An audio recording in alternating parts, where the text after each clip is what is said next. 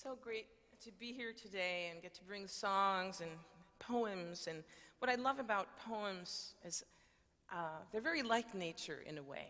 They look very kind of simple on the surface, but when you get underneath, there's a very complex world going on. And I wanted to begin with a beautiful poem by a woman named Joyce Sutphin, who's a Minnesota poet. What the heart cannot forget. Everything remembers something. The rock is fiery bed, cooling and fissuring into cracked pieces, the rub of watery fingers along its edge. The cloud remembers being elephant, camel, giraffe. Remembers being a veil over the face of the sun, gathering itself together for the fall. The turtle remembers the sea, sliding over and under its belly, remembers legs like wings escaping down the sand under the beaks of savage birds. The tree remembers the story of each ring, the years of drought, the floods, the way things came walking slowly towards it long ago. And the skin remembers its scars, and the bone aches where it was broken. The feet remember the dance, and the arms remember lifting up the child. The heart remembers everything it loved and gave away, everything it lost and found again, and everyone it loved. The heart cannot forget. Everything must change.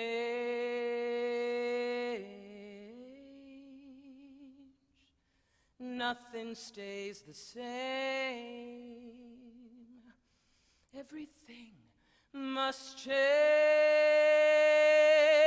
No one stays the same. The young become the old. Mysteries do unfold. That's the way of time. Nothing and no one remains unchanged. The winter turns to spring, and wounded hearts must heal. Never much too soon, 'cause nothing and no one remains the same.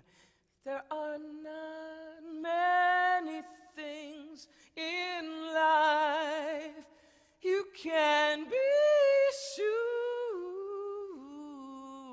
of, except rain falls from the clouds. Yes, it does, and sunlight fills the skies. Oh, yes, it does. And hummingbirds do fly. Everything must change.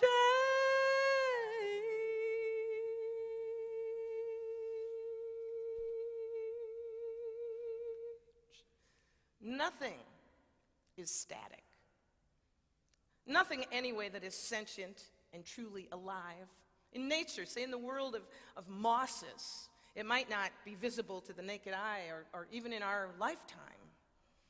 But think about our own skin cells, constantly dying and regenerating.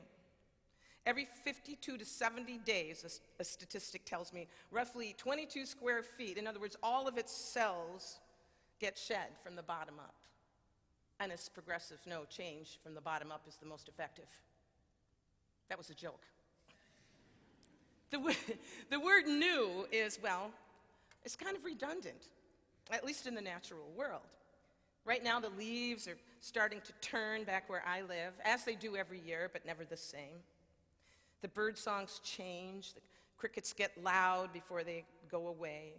A lot of people think of this as a dying, the so sad passing. But without it, there would be no springing forth of the new.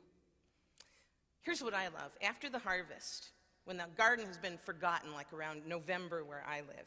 I love the gleaned garden, just sort of all those stalks just standing there, like this. And they're just kind of going, oh, hell with it, let's get on with things. And that's kind of the way I like to go into winter, with that kind of, let's see what's going to happen next. I mean, they're not bending in shame, are they, or being depressed. They're just waiting to see what's going to happen next. So autumn itself is poignant, exactly because of the obvious transition. But there are perks I like to bring up around this time of year for people who get sad as winter is approaching, at least for us in the Midwest. But even out here, the shortening days and the lengthening nights, which are a problem for a lot of people. They get kind of scared, and I just like to point out that those long nights, those short days and long nights, give us an opportunity to underachieve a little, which most of us desperately need in our so busy lives. So look at it that way. In my neck of the woods where it gets colder, I like to point out that it gets a little cooler, we put on a layer, it gets a little cooler, we put on another layer as we adapt to the season, and pretty soon we're all roughly the same shape. So for a little while, the whole body image thing is like leveled, it's gone. So it's good for that. But it's not like we're not going through some big transitions ourselves. I brought this Rumi poem, which I just love today because it sort of speaks to that. It's called Guest House.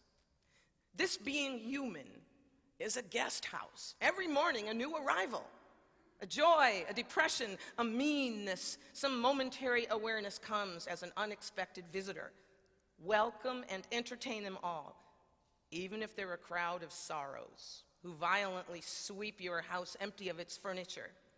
Still, treat each guest honorably. They may be clearing you out for some new delight. The dark thought, the shame, the malice, meet them at the door laughing and invite them in. Be grateful for whoever comes, because each has been sent as a guide from beyond. Well, I just recently heard that the opposite of depression is not happiness, it's delight. So if delight is your starting point, then some things naturally follow, like surprise, like wonder, like gratitude. I had a friend who, as a personal discipline, would carry around in her pocket a few empty gelatin capsules. I emphasize the empty part. The reason she carried them in her pocket is when she felt herself sinking into despair, she would pop a couple for buoyancy.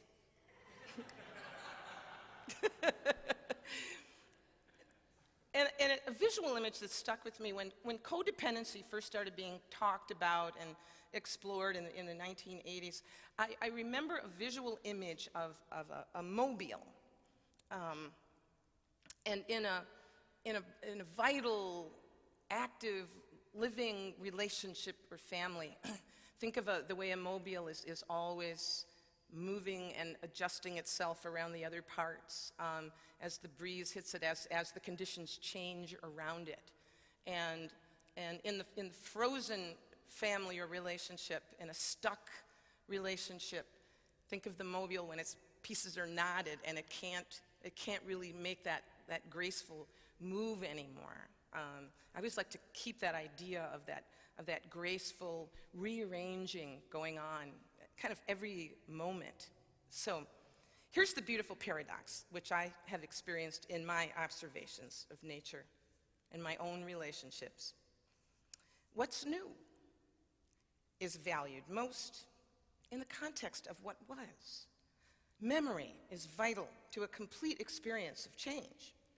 Otherwise, there's just a sense of being unhinged or in some vacuum. It can be pretty terrifying. I mean, we gather and build on the bed of our experiences. Like a gardener builds on the bed of compost for the plants, like a forest builds layers of humus on its living floor. All of this is old stuff, creating the environment for something new. Memories of what came before. It is that movement, I think, symbolizes what we call hope. Hope seems to flourish without proof of its own existence. With hope, we make connections with events and, most importantly, with each other. with a movement from what was to what may be. That's why I chose that Da Vinci quote for the bulletin this morning.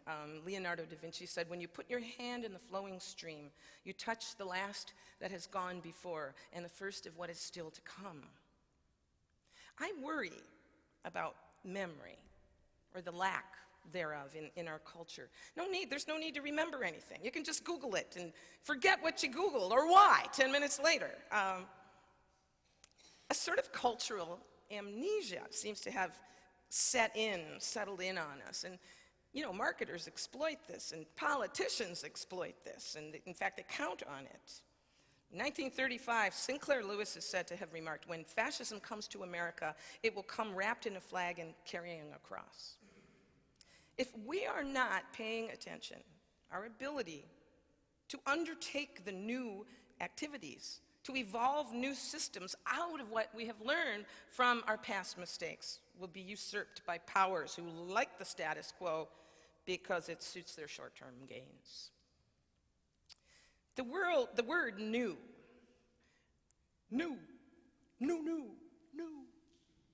It suggests shiny, unmarred, even improved. It also suggests tender, vulnerable, different. When we move through the world with a sense of connection, when we move tenderly and vulnerably through the world with a sense of connection and vision, we experience compassion. In a way I once heard described in a lecture, not the sort of one, the idea that compassion is to feel for, means to suffer with. It was sort of a three-pronged look at the idea of compassion. I love this. It's tenderness in the face of pain, fierceness in the face of injustice, and mischief in the face of resistance. In this view, compassion is a living, fluid thing, always available, but not in a static way. It is empowering. Memory, too, is empowering. Some people might conflate memory with being stuck, nostalgia, that sort of thing, but I see it as the opposite. The memory itself is the ticket out of being stuck. Rather than a weight, it can be a buoyancy that carries you forward. When someone says to me, "It's all good," I want to scream. It's kind of a flatline affect, isn't it? It's not all good, nor is it all bad. It's that balance again, and keeping your stance wide and curious. I describe this place, this paradox in my life, as being in a state where I am simultaneously amazed and appalled at all moments. It seems to give me the perspective, that buoyancy that I need, not to sink into despair or just forget it all. At a UU church in Indiana years ago, I saw this thing I wanted to read to you on the bulletin board of the church. It's called the 12 Warning Signs of Health. Pay attention. 1, persistent presence of support network. 2, chronic positive expectations, tendency to frame events in a constructive way. 3, episodic peak experiences. 4, sense of spiritual involvement. 5, increased sensitivity. 6, tendency to adapt to changing conditions. 7, rapid response and recovery of adrenaline system due to repeated challenges. 8, increased appetite for physical activity. 9, tendency to identify and communicate feelings. 10, repeated episodes of gratitude, generosity, or related emotions. 11, compulsion to contribute to society. 12, persistent sense of humor. If you are experiencing one or more of these symptoms, chances are good. The seasons. I love the seasons. They invoke memories felt in the body as we prepare to move through each cycle. Our bodies, like the poem describes, carry memories that have nothing to do with the mind. It's a different kind of memory. You can't take the next step without healing. You can't heal without remembering what you're healing from. Then you may delight in the hope of something new. Your actions can flow as gently moving water, carrying you to exactly where you need to be. It will not be the same place you were before as you adjust to the rhythm of the greater organism, the heart and breath, not only of humanity, but of all the other sentient beings. And that's good news. I had to sneak one more little poem in here before I do the song, because I just came across it after we talked. It's a William Stafford poem, wonderful, wonderful poet who spent a lot of time in nature and brings that sensibility back to us. You reading this, be ready. Starting here, what do you want to remember? How sunlight creeps along a shining floor? What scent of old wood hovers? What softened sound from outside fills the air? Will you ever bring a better gift for the world than the breathing respect that you carry wherever you go right now? Are you waiting for time to show you some better thoughts? When you turn around, start here. Lift this new glimpse that you found. Carry into evening all that you want from this day.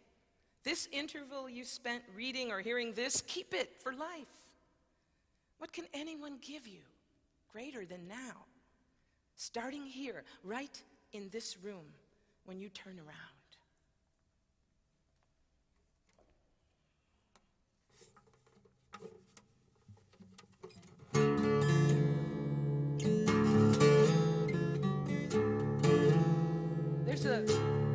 The words to the chorus are in the bulletin. Are they on the board too? I guess they are.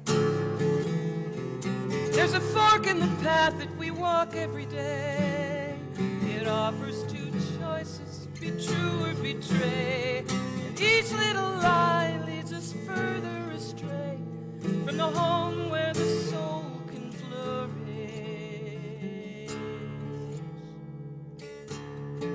There's a dry droning sound that is hollow and cruel, as our language is gutted to be some tyrant's tool. And we're crazy with hunger and we're thought to be fools. The heart still demands to be nourished.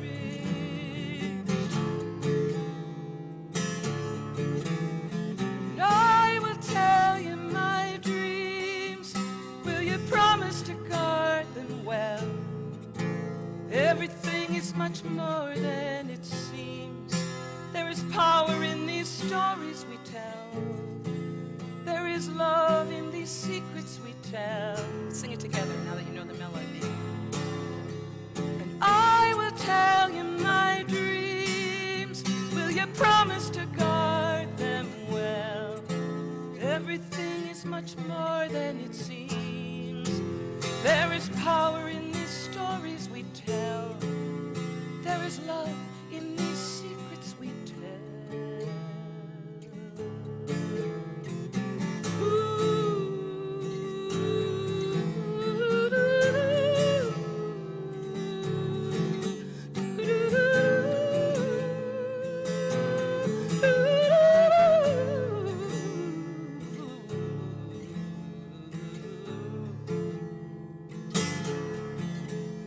When we're asked to forget, we're denied what we know.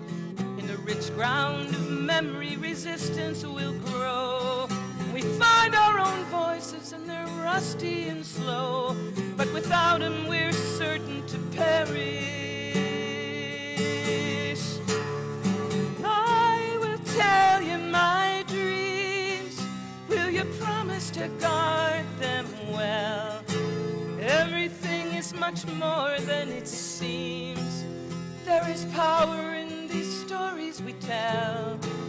There is love in these secrets we tell. Yes, I